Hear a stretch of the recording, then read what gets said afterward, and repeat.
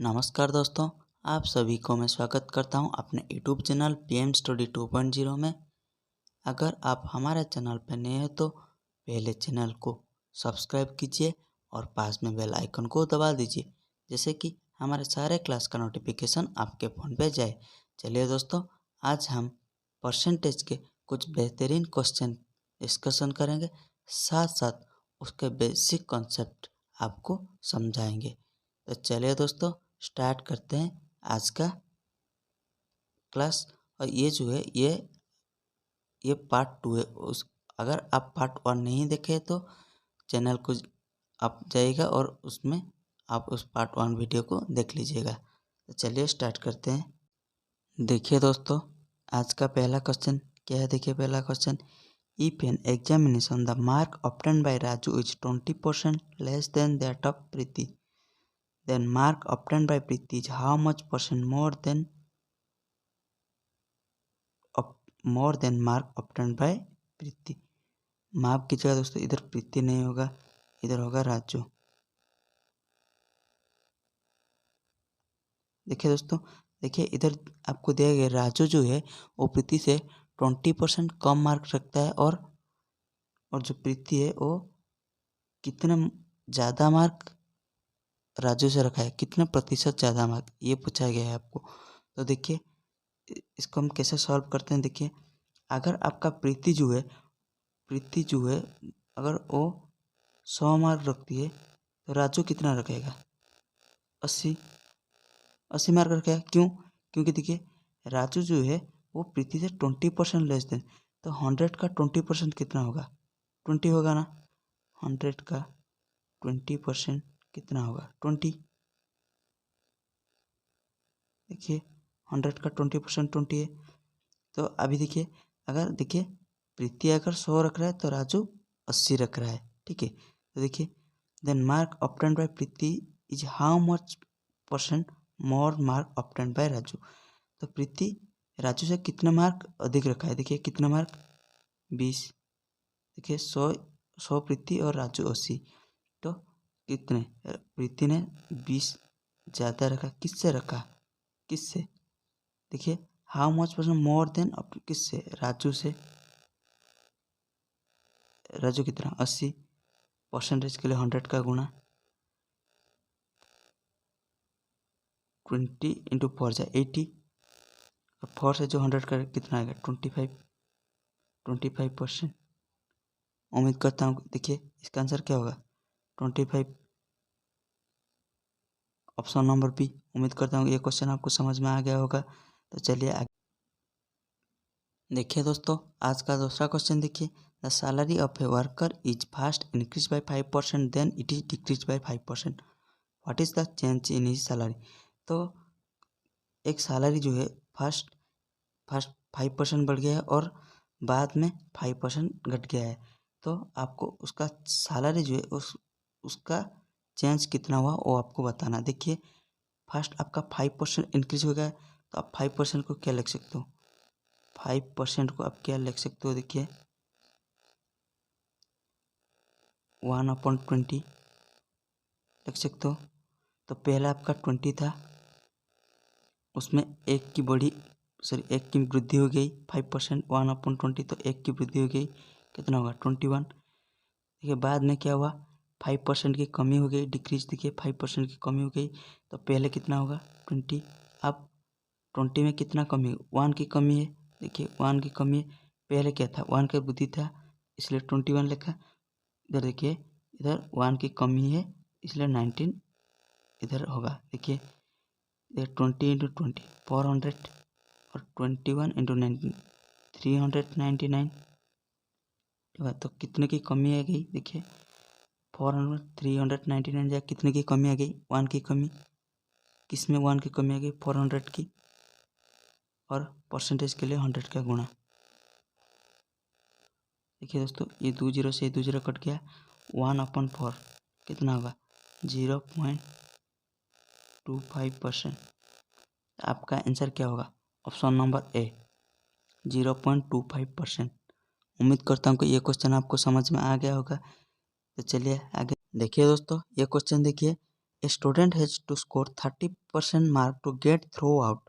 If he gets 30 marks and fail by 30 marks, then find the maximum mark set for the examination. तो देखिए एक student इधर 30% अगर mark रखता वो पास हो जाता. वो स्टूडेंट ने 30 मार्क रखा और 30 मार्क की वजह से फेल हो गया. ठीक है, तो आपको ये बताना है कि उसका मैक्सिमम मार्क कितना है. तो देखिए अगर देखिए दोस्तों 30% मार्क रखता वो पास हो जाता. ठीक है दोस्तों, अगर वो 30% मार्क रखता वो पास हो जाता. देखिए उसने रखा कितना मार्क, 30 मार्क रखा. कितनी मार्क की वजह से फेल हुआ, 30 मार्क की वजह से फेल हुआ. अगर वो 30 मार्क रख जाता तो वो पास हो जाता. पास हो जाता ना दोस्तों, कि उसका 30% हो जाता. अगर वो 30 मार्क रख लेता, देखिए इधर 30 चुन लेंगे. देखिए ये 30 मार्क रखा था और ये 30 मार्क वजह से फेल हो गया है. ठीक है, अगर ये 30 मार्क रख दिया होता तो उसका 30% हो जाता, वो पास हो जाता. 30% का वैल्यू कितना होगा, 60. 1% का वैल्यू कितना होगा, 2 होगा दोस्तों. 100% का वैल्यू कितना होगा, जब इसका हम 200, इसका 100 का गुणा कर दीजिए और इसका भी 100 का गुणा कर दीजिएगा. ठीक है, तो कितना होगा 200. तो आपका जो 100% है वही तो आपका मैक्सिमम मार्क है.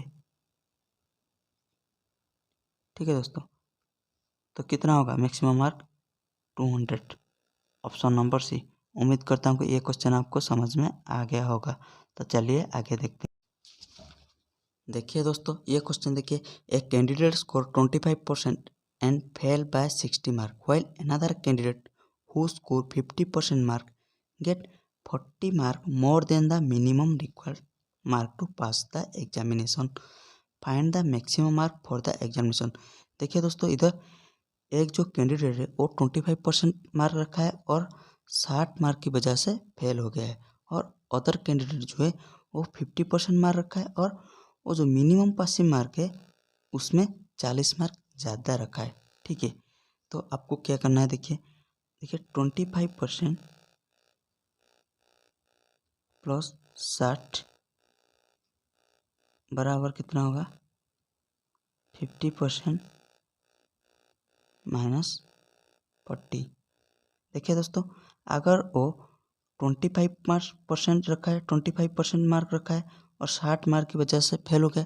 अगर वो 60 मार्क रख देता तो क्या होता, वो मिनिमम पासिंग मार्क के पास उसका मिनिमम पासिंग मार्क हो जाता. ये देखिए आपका ये मिनिमम पासिंग मार्क है. क्यों है, देखिए ये 25% और वो जो 60 मार्क रख लेता वो मिनिमम पास हो जाता.